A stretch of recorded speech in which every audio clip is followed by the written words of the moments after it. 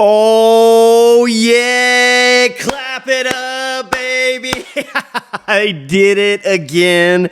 They did it again on a Saturday night, and it was even more impressive in Game 2 than it was in Game 1. Oklahoma wins it 7-2 over those hated Texas Longhorns. They win the series. We're going for a sweep on Sunday. And was that the single best performance that OU's had this entire season? I think yes. I think absolutely yes. Oklahoma looks great. The best version of Oklahoma softball, I think, is what we saw tonight, or at least close to it. The closest thing that we've seen to it. Man, what a win. All right. Yes, please like the video, subscribe to the channel, turn on the notifications, all that for OU softball. But let's just all take a moment together, okay? Whether you're listening on or watching on Saturday night, Sunday morning, whatever. First off, thank you. Just let's all take it in for a second here. Huge win. Huge win. It always feels good to beat that team. And you know what? You beat that team a lot. And even though you beat that team a lot, it still feels good on this Saturday night to beat them once again. And I've got so many takeaways. Drop yours in the comments. But kind of one of my main takeaways is when evaluating this series, and the argument could have been made going into this thing that Texas certainly felt like the better team, had the better overall pitching depth going into this thing. But Texas can beat Oklahoma. They can knock Oklahoma off from time to time, and they have over the past few years. But those games are in Austin, not in Norman, not in Oklahoma City. And Texas comes to OU's house, to Love's Field, in front of just crazy, raucous crowds, and they can't handle it. And Oklahoma plays some really good softball, and there's been no doubt whatsoever who's been the better teams throughout the first two games. I am jacked up right now, not even because they won. It feels awesome that they just beat Texas again.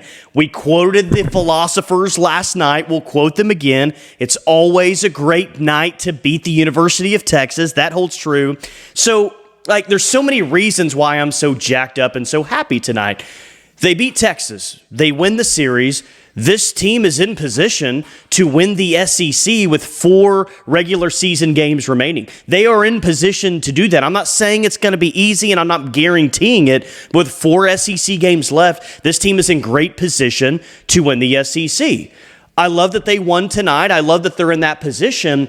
But what I think I love more than anything else is that we're starting to see the best version of this team at the most critical points of the year. This is the stretch run. This is the time of the year that we all wait on. The Texas series followed by the Florida series. The SEC put those back-to-back series there for a reason. They knew Oklahoma was going to be in contention. They knew they would be massive series, draw a lot of attention, draw a lot of eyeballs. Let's put the best program with its 2 toughest tests back-to-back with the SEC on the line. And Oklahoma has responded 2 games into the stretch run against Texas, where a lot of people thought Texas would win this series. Oklahoma played its best softball game tonight.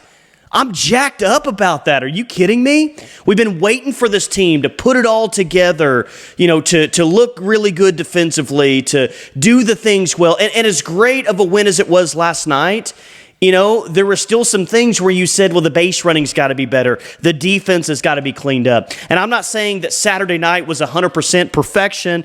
They did have an error tonight, but it's pretty daggum good. And the final score is 7-2, but that game was 7-0 with 2 outs in the top of the 7th inning. OU completely dominated this game, and a big reason why they did that is because Kierston Deal had the best start of her OU career. And Kierston Deal's start now leads into some interesting and fun conversations now about that number 2 pitcher. But I thought Kierston Deal's best start of her career actually came less than a month ago in that Tennessee game that she pitched in Game 2 and she won. At that point, I thought that was her best start of her OU career. I think today tops that because I think that Texas' lineup is better than that Tennessee's lineup. I know that Tennessee won the series over Texas, but that's the best that Kierston Deal has to offer. And man, it came at a very, very important time. And if that's the KD that you can get consistently moving forward, this team's in really, really good shape. I mean, all she did is what allowed the 2-run home run in the top of the 7th inning. Outside of that, she's fantastic, man. I'm really happy for her. 7 innings pitched, just the 4 hits allowed, 2 earned runs, 2 walks, 3 strikeouts. She trusted her defense and let her defense work, man. You know, she didn't have 9 or 10 strikeouts. She didn't overpower this Texas lineup.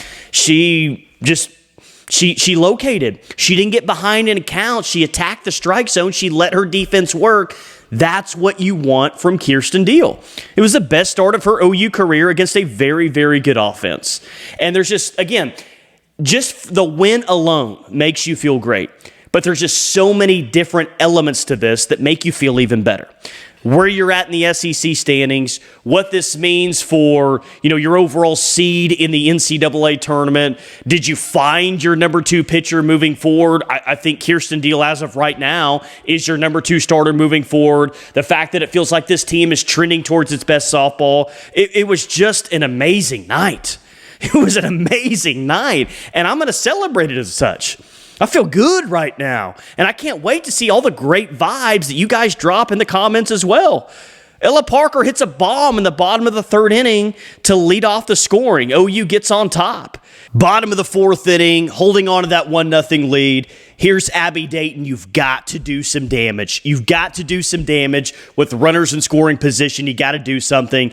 Dayton doubles to right center. Ilana Agbayani scores on that one. Kasidi Pickering just sacrifice fly. Then Abby Dayton scores on that one on an 0-2 pitch, by the way.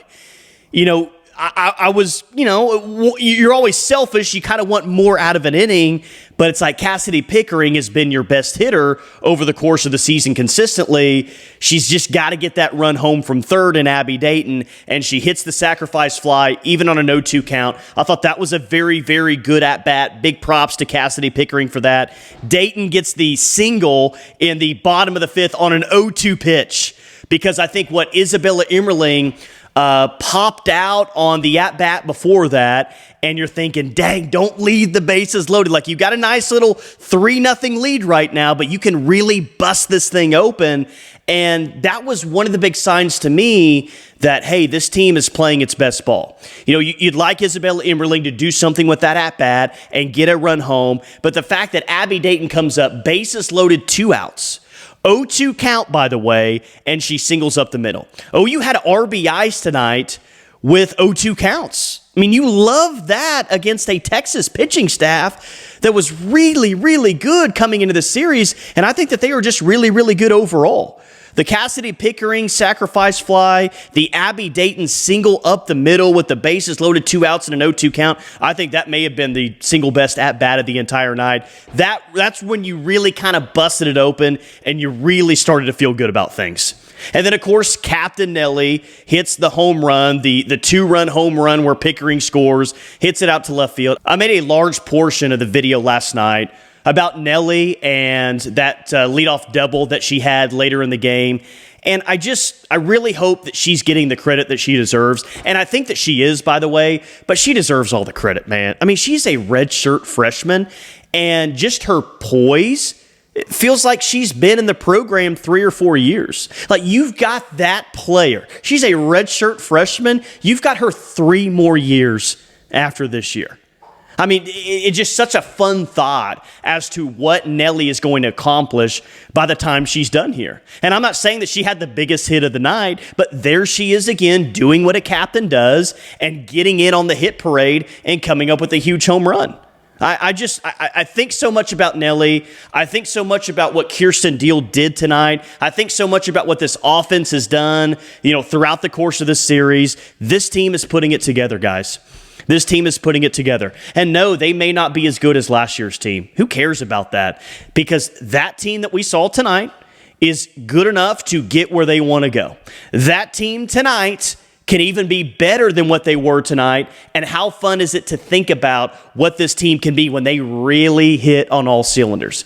Because I thought the pressure was all on OU last night. I did.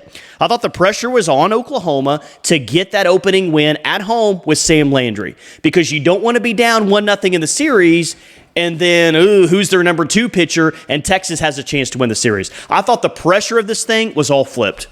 because you won the first game. Well, we got Sam Landry coming back on Sunday now. Let's see what we can do in game 2. If we can kind of steal this one, we feel good. Just awesome, man. Just awesome. I thought the pressure was on Texas tonight. It felt like it. And this offense, man, they continue to come out aggressive and do what they need to do to win a game. 10 hits tonight against a very good Texas pitching staff. Very good Texas pitching staff. That's 4 consecutive SEC games now. The 2 against Mississippi State on Sunday, of course, the Texas game last night, and this game tonight. This team, it feels like they're playing their best softball. It really, really does, and I'm really, really excited about it. So clap it up one more time. Leading the SEC standings right now, this team is playing well. And how about the Mike White comment last night? I just looked down at my notes here. Is he really crediting Texas for the awesome crowd that OU had last night? That dork. It's just really nice and really fun to beat that guy. I should have thrown that in there as well. All the reasons why tonight is so great and why beating him is so great, or beating Texas is so great. Throw that in there as well, that Mike White is yeah, Texas is the reason why there was such a great crowd on Friday night at Love's Field. Okay, pal. Okay. But here's the thing. As I sit here on a Saturday night, I'm not satisfied.